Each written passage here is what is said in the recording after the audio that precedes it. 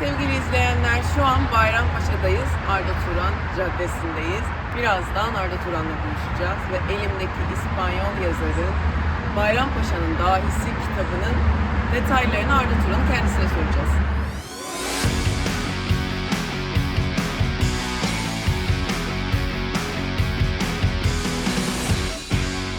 Sen Atletico Madrid'de oynarken kim bu tür işte çok hızlı dar alanda kısa pasla rakibi hızlı geçiyor diyorlar ve onun başarısı aslında senin buradaki sokakta Şimdi oraya oynaman. gideceğim. Buradan başlıyoruz. Bu mahalleler en büyük rakiplerimizdi. Burası, onun üstü Mimar Sinan. Ondan sonra bizim cadde geliyor ardından. Burası Petek Sokak. Petek'le iyi bir mücadelemiz vardı ama zayıflardı biraz. Biz daha iyiydik. Burada sağ tarafta babamın arkadaşı vardı Basra abi. Onun ganyan bayi vardı. Bazen son dakika altılı ganyanları yetiştirip para kazanıyordu. Herkes camlara çıkıyor. Ne kadar güzel ya. Ya bambaşka bir şeydi. Gerçekten çok güzel. Şurası ganyan bayi, hala ganyan bayi. Şimdi tanıdık. Evet abi ne haber? İyi röportaj yapıyoruz. İyi misin? Ondan korkuyorum zaten biliyor musun? Uğrarım öptüm tamam. Tamam. Kako. Ben çok severdim suda kakulu. Evet abi de sağ olsun ısmarlardı. Çocukluğunu hatırlıyorum. Bizim elimizde büyümüştür. Ondan sonra gelip gider, kakao içer. Çocukken en çok sevdiği içecek kakao. Derdi ki Fethi abi bana bir kakao ısmarlar mısın? Biz de zaten alıştığımızda kakaosunu hemen kahveden söylerdik. Bir gün bir Fenerbahçe maçı var. Bizim bir arkadaş Arda Turan'ı tanıyor musun dedi. Ben dedim Arda Turan'ı tanıyoruz. Seviyoruz da. Bir döndük ki Arda Turan dükkanın içinde. O tuttu bu sefer bizi bıraktı arkadaş. Arda Turan'a sarılmaya başladı. Sandık herhalde sanal mı artık anladı ne anladıysa. Gerçekliğini hissedince de bu sefer şaşırdı. Maçtan burası çok iyi takımdı. Bunlarla çok mücadele ediyorduk. Her sokak kendi takımı var. Tabii canım. İnanılmaz bir yer Şimdi burası. burası tabii artık sonradan belediye tarafından değiştirildi bir park. Aha. İşte kulüp yapıldı sağ olsunlar bize de bir altta soyunma odaları üstte de bir kafe verdiler göstereceğim şimdi. Burası bizim Altın Tepsi Kulübü'nün olduğu yer. Asıl o dar olan dedikleri, dar sokak dedikleri biz tabii orası caddeydi biraz da araba geçerdik. Biz bu çıkmazda oynardık. Ama görüyor musunuz? Küçük bizim evimiz şimdi küçüktü o zaman çok. O evden şu yapılan bina var ya şu açık cam. En üstte görürsen bak. Tam karşımızdaki en üstteki açık cam. Orayı annemlere aldım. Orası yeni yapılıyordu. Futbol oynamaya başladığımda ben de orayı anneme hediye olarak aldım. İlk. Ay, çok güzel. Oraya geçtim. Sonra tabii annem oranın zengini oldu. O binanın. Yükselti Hanım var ya en sevdiği şeydir topu. İnanılmaz. Topu en sevdiği şeydir. Sürekli burada maç yapıyorduk biz. Yani 3'ü 3, 4'ü 4, tek kale maç. O karşı şu demirin olduğu yerde duvar vardı. Duvarı kale gibi kullanıyorduk. Sürekli buradayız ama. Ya inanamazsın burası da böyle bir sokak değil o zaman. Burada bu kadar büyük bina yok, orada o kadar büyük bina yok, arkası bahçe. İşte orada topraklı inşaat falan yapmış. Hep buradayız. Çıldırmıştım. Şu merdivenlerde oturduk. Şurası Remziye teyzenin evi. Burada Allah rahmet eylesin adamımız oturuyordu. Burası eski marangozdur. Bu demirlerde Alman kale oynardı. Bak buranın yarısı, tamam mı? Yarısı. Kaleci buraya geçer, burada Alman kale oynar. Burada kenardan orta yapar, biri gol atar. İyiyim abla nasılsın? Benim, ne haber, iyi misin? İyi çok şükür, ne yapayım? Ben benzettim ama Allah Allah. Acaba Okan mı, Arda mı? Sen tabii tekten bahsedin abla. Ben bir kahve içeceğim. Sağ ol, röportaj yapıyorum abla sonra olurum. Görüşürüz. Hayatımın bütün takılma yeri bu köşede geçti. Ben buradan sabahtan akşama kadar arkadaşlarıma orta yapıyorum. Sabah da bak kale gibi ya orası bak. Kale gibi değil mi? Resmen gerçekten kale Bu gibi. köşede takılıyorum. Burası bakkal. Bakkal burada işte çerezler, işte bilmem neler, kıyametler. Buradan oturuyoruz. Akşam gazoz oluyoruz. Çıt çekirdek. Ya. O var. Burada manav var. Sonra işte burası gördüğünüz üzere Ordu Caddesi'ydi. Ve Arda Turan Caddesi oldu. Kamil abi var. Allah rahmet eylesin. Necmi abi vardı. Burada da oturuyordu. Tamam. Geldim buraya böyle. İşte iddia ediyorlar. Arda bu kadar topu sektirir, bu kadar sektiremez. 500 sektirirse dediler Arda'ya kola alacağız. Evet. Şimdi buraya dayandım böyle, topu aldım. Tık plastik top ama futbol topuyla kolaydır. Futbol topunun hacmi ağırlığını kontrol edebiliriz. Plastik top kaçıyor. Tık 500 sektirdim. Sonra geldim paket altındaki lekeden böyle açılırdı bedavaları vardı. Oradan bir tane hediye aldım. Sana yemin ediyorum bu kampanya bitene kadar 8 ay mı ne? 8 ay bedava kola içtim. İnanılmaz. Abi bizim zamanımızda tabii kola içmek, bir şeyin yanında asitli bir şey içmek harbi lükstü. Evet. Yani öyle bir şey yok. Ben tabii buradan geliyordum içeriye Kamil abi tek Şami abi sağ olsun böyle bir şey demiyordu. Tek tek bakardım kollarına. Hangisi bedava? Küt. Çıt çıt çıt. Oh ya. Burada halk ekmek vardı. Halk ekmekte biri sıraya girdi mi dokunmaz. Halk ekmeğe gelmiş. Yani topu biraz top oynamayı keserdik. Buradan da biz daha girerdik. Buradan yenirdik. İçeriye kaleye falsolu gol. Şimdi millet arkadaşlarla bazen tabii zengin arkadaşlarımızla konuşuyor. Ne yapıyorsunuz? Kayağa gidiyoruz ya. İşte sen hiç kayak dedim. Ben de dedim ki bize yasaktı futbolcuktan o. Futbolcuktan da o. Halbuki biz poşetle şuradan bir başlıyorduk. Çiu aşağıya kadar. Buradan kayıyordunuz. En son poşet. Kayaktaki falan yapardık. Ama çok iyi. Kar yağdığı zaman ne olacak? Burası da bizim apartman. Annem en üstte oturuyor. Yükseltiyor. Biliyorsun Yüksel anne. Bağlıca annesi. Ondan sonra hep buradaydık yani. 2002 yıllarda başladım bunun tanışmışlığımız var bizim. Galatasaray altyapısında oynuyordu. Ondan sonra zaten Manisa'ya gitti. Manisa'dan sonra da zaten geldi. Direkt A takıma çıktı. Saçımı tarıyorum böyle. Tabi o zaman biz de genciz. O esnada bir baktım aynadan gördüm zaten aşağıdan yukarıya doğru geliyor. Arda Turan geldi diye öyle bir hareketler yaptım falan. Geldi abi ne yapıyorsun falan. Ya abicim sen ne yapıyorsun? Öyle konuştuk muhabbet falan. Abi dedi ben dedi Manisa'ya gidiyorum dedi. Nasıl dedim ya? Abi dedi beni dedi kiralık olarak gönderdiler. Dedim abicim hiç dedim üzülme. Bu dedim sen daha gençsin. Ve olması gereken dedim. Gideceksin orada pişeceksin Allah'ın izniyle. Geleceksin A takımda oynayacaksın sen. Hiç merak etme. Yani olayımız böyle başladı daha doğrusu Arda'yla. Daha çok sempatiliyimiz. O zamanlar tabii biraz bizim kültürde, buradaki kültürde hani Kur'an kursuna gitme. Anladın mı işte hafta sonları Kur'an kursuna gitme, camiye gitme, cumaya gitme bunlar yani örf adet yani dini inançlardan kadar bunlara gitmez yapmasan da ayıptır. Ben açıkçası çok severdim. Yani şu an inancımızla ilgili öğrendiğim birçok şeyi oradan kalıyor. Altın tepsi ne durumda? Altın tepsiyi anlat. Okan gerçek. Altın tepsi ne durumda? Yani bu aslında benim hayatımda en çok gurur duyduğum şeylerden biridir. Öncelikle bir defa bu kulüp, burada 5 katlı bir bina vardı, sonra işte park oldu, yıkıldı. Ben bu kulübü yaşatmak için çok uğraştık. Yani sonuç olarak insanların bir kültürüydü, belediyeler, onlar bunlar. Sonra işte altta derslikler falan yaptık. Sağ olsun Nike, fırsat vermişler Nike Türkiye'ye çok teşekkür ederim. Evet. Ne zaman bir şey istesen çocuklarla bir saniye kırmadılar biliyor musun? İnanamazsın yani. O Tunç abi, orada kim varsa Onur abi, herkes yani Mert. Sağ olsunlar bizim atalar. Sonra burada tabii bambaşka bir dünyamız var. İşte babamdan, çocukluk, dedemden, işte atalarımızdan kalan. İstedik ki buradaki çocuklar işte sokağa düşmesinler. Hani uyuşturucuya düşmesinler. Yani kavga etmesinler. Kavga etmesinler. Daha iyi bir hayatları olsun. Tabii bir kısım başardık. Yani çünkü bir şey oldukça altın tepsiye gelirler, uğrarlar. Hani gezinirler, bakınırlar. Maç olduğu zaman insanlar maça giderler. Burası benim açıkçası aşık olduğum, sevdiğim bir yer. Yani sokağı çok severim. Size gelin Altın Tepsi Kulübü'nde çay ısmarlayın.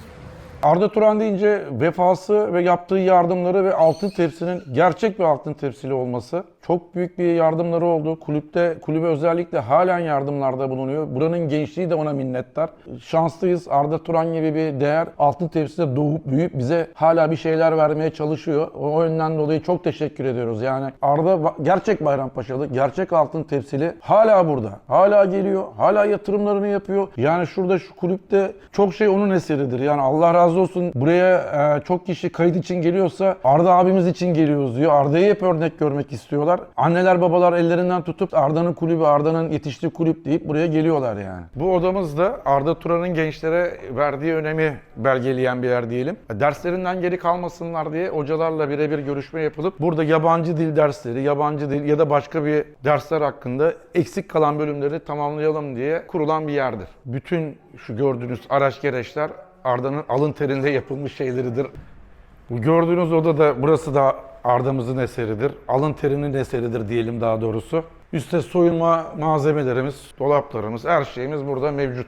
Gördüğünüz tepeden tırnağa bütün olan araç gereçler Arda'nın alın terinin eseri. Tekrar teşekkür ediyorum. İyi ki varsın kaptan. Hoş geldiniz. Lanet. Hoş bulduk. Sen al. Ay teşekkürler. Senin bardaklar ince belli. Evet. İnce belli. Bizim çaylarımız. Peki o dönem top oynarken herkes diyor muydu gerçekten yani? Bu çocuk. Bak sana babam doğru söylüyor. Burası kahve yapar gibi. Oyun oynuyormuş. Ben diyorum ki kaptan gel şu çocuğu alayım.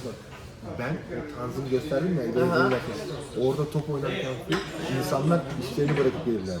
Bak sana yemin ediyorum.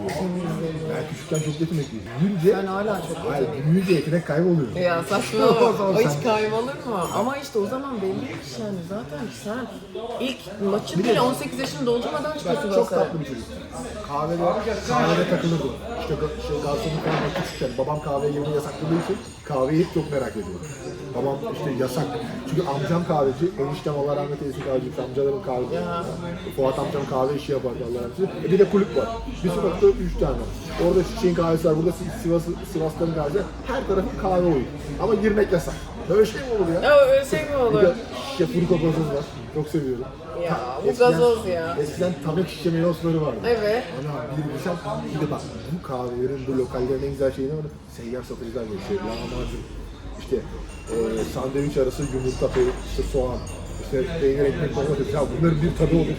Böyle hiçbir şey de yok biliyor musun? Arda deyince benim aklıma hemen şu geliyor. O zamanlar Ümit Milli Takımı'ndaydı. Kulübe geldi. Bir gün biz kulüpte otururken abi dedi gel dedi seni kimle tanıştıracağım. Benim iyi bir Beşiktaşlı olduğumu bilir. Bak dedi Serdar Özkan'ı getirdim. Geleceğin topçusu.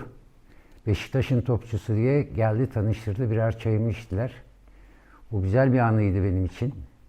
Ama Arda için söylenecek tek bir şey var. Vefalı, dürüst, karakter olarak sağlam bir karakter. Dürüstlüğü ve karakteriyle Türk insanının gönlünde yer ettiğini düşünenlerden biriyim. Burayı şöyle düşün. Merhaba, kolay gelsin. Burada böyle bir boşluk yoktu yani. Buradaki taş direkt aşağıya. Şimdi orada da hafta sonları, bak buradan çim sahayı görüyor musun? Orada hafta sonları, şimdi yine Bayrampaşa'nın maçı var, Oxford'la mesela. Buradan birazcık top oynadıktan sonra oradaki resmi maçı izlemeye giderdik. Onun arkasında da basket sahası var, basket salonu. Hafif yağmur yağdı mı kışın altyapı basket maçlarını izlerdik. O yüzden bütün altyapı basketbola gidiyorum ya şimdi. Bütün altyapı jenerasyonlarını bilirim ben. Tanırdım da yani. Semih Erden, Oğuz Savaş, Cenk falan hepsi yani bir şekilde tanışıklığımız vardı. Sonra sınıf arkadaşım oldu ama İnan bana her hafta sonu festivalleriydi. Sen şöyle hayal et yani 8'den sabah 8'den akşam işte gece 10'a kadar 11'e kadar işte maç sirkülasyonu 11'erlikten mahalle takımları, Bayrampaşa'nın bütün mahalle takımları yani her gün 500-600 kişi sadece oynayan. Yani hem çocuk hem büyük. İzleyeni 2000 kişi ve bu sahada oynamayan eskiden önemli futbolcu yoktu. Yani sana şöyle söyleyeyim, bu saha kapanana kadar her futbolcu, altyapılardan çıkan Galatasaray, Fenerbahçe, Beşiktaş altyapısından çıkan her futbolcu bir kere mutlaka bu sahada oynamıştır. Meşhur diyor. Kitapta diyor ki o sabahtan akşama, annen de diyor hatta. Yani Sabahtan akşama şimdi hep anlatayım. top oynuyor. Şimdi burada oynamak için tabii saha parası veriliyordu. Ben iyi oynadığım için benden saha parası almıyorlardı. Ama tabii bu bir yani ciddi maç gibi düşün. Formalar falan giyiyorsun. Hakemi var. Yani birazcık daha mahalle maçının dışında. Burada okudum. Yahya Kemal İlköğretim Okulu'nda. Burada Mehmet Hocam vardı. O zaman sosyal bilgiler öğretmeni olarak gelmişti. Trakyalıdır. Okul takımımız yoktu. Böyle şeylerle ilgili pek bir okul değildik tabii o zaman. Çünkü herkes, öğrenciler aidat yatırıyor, anladın mı? Maddi durumlar zor. Öğretmenimle beraber okul takımını kurduk. Evet, ya öyle bir öğrenciyim ortaokulda. Yani tam orta 1, orta 2 gibi okul takımını kurduk beraber. Ondan sonra okul takımında bayağı başarılı olduk. Finale kaldık. Finali penaltılarla kaybettik. Hayatımda 2 tane finalde çok üzüldüm. Müthiş. Biri okul takımının finali ve Şampiyonlar Ligi finali. İnanılmaz. Bak şimdi bu güveç salonu ne biliyor musun? Maçı kazanırdık. Direkt formalarla prim olarak bize hani atıyorum öğretmenlerimiz cebinde o zamanın öğretmen maaşıyla iyi yani parası olan öğretmenlerimiz sağ olsunlar, Allah razı olsun, bizi buraya getirir güveç yedirirlerdi. Bizim en çok sevdiğimiz şeydir burada güveç hani çocukken. Şimdi sana anlatacağım bu hikayeyi. Tam yani neden dar sokaklarda bir defa ben mahalle maçına bayılırım. Yani futbol oynamakla top oynamak arasında çok fark var. Biz küçükken hep top oynadık. Halı sahada oynayan da top oynamak lazım. Futbol oynamak başka bir meslek, başka bir şey, ciddi bir şey. Yani karşında para kazanan, taktiği senin, bilgisi olan. Eyvallah kardeşim. Mecburiyetlerin olur. Ama top oynamak hayattaki hobilerden biri. Nasıl ki senin sanata karşı bir yatkınlığın var. Her yerdesin. Ondan sonra böyle bir durum var. Tabii değişiyor buralar. Baksana sahanın altı şimdi Sahanın altında pazar yeri falan yaptılar. Bugün pazarı var. Bu senin keşfedildiğin saha. Evet, benim keşfedildim. Buradan da Peki Arda Turan nasıl bir çocuktu? orta ikide bir kız arkadaşım vardı. O zamanlar tabii kız arkadaşımla olması okulda çok zor ya. Okuldan beraber buraya kadar gelirdik bu ara sokaklardan biri. Bu ara sokaktan geçerken buradan buraya kadar elini tutabilirim sadece. Ay Anladın mı? Buradan elini tutabilirim. inanmıyorum. Tabii ama o tabii nasıl bir olaydı, anladın mı? Yani okuldaki en güzel kızla elini tutuyorsun. Düşünsene buradan buraya. bu sokakta. Bu sokakta. Bu kadar ama. Şurada bitiyordu. Herkes herkesi tanıyor. Nereye çıktığımız yolda Altıtepsi Kulübü'nden aşağıya yürüyerek formalarla iniyorduk. Düşün yani yeşil beyaz formalar çocuklar. İnsanlar işte buralarda işte geçerken herkes herkesi görüyor. Bu yoldan pazar günü yürürsün. Onu çok havalı bir şey olarak sanıyorsun. Yani o çok önemli bir şey gibi. Çünkü insanlar sana bakıyor ya. Çocuksun, takım forma var. Ayağında krampon var. Rap. Aşağıya kadar geliyorsun. İşte o gösterdiğim sahada maçı oynuyorsun hafta sonu. Tekrar geriye dönüyorsun. Çok güzel. Açıkçası bir kültüre ait olmayı çok seviyorum. Sonraki ileriki dönemlerde işler iyi gittiğinde çok sıkışınca, yani bir köşeye sıkıştığımı hissedince, işte basın çok üstüme geldiğinde, işte çıkış noktam kalmayınca sabah namazı vakitleri buraya gelirim. Ondan sonra buralarda yürürdü bak sabah vakti. Tabii işte cami cemaatini falan tanıdığım için dedemin arkadaşları falan olurdu. İşte onlarla işkembe çorbası içerdim. İşte bir çay kahve içerdim, sohbet ederdim biraz. Bana çok iyi geliyordu. Dikkat et. Bana çok iyi geliyordu çünkü bir yere ait olmak, atıyorum köye, bir mahalleye ait olmak insana her zaman güç verir. Yani açıkçası hani insan vatanını nasıl sever ya, semtini sevmek de bir sahiplenme duygusu da. Senin çok ciddi bir bağın var. Evet, çok ciddi İnanılmaz. bu ama gerçekten de şöyle bir şey var. Çağırdığımda gelebilecek, işte beni koruyabilecek, benimle dertleşebilecek bir sürü kardeşim, arkadaşım var. İnsan ister istemez bir güven duygusu getiriyor yani.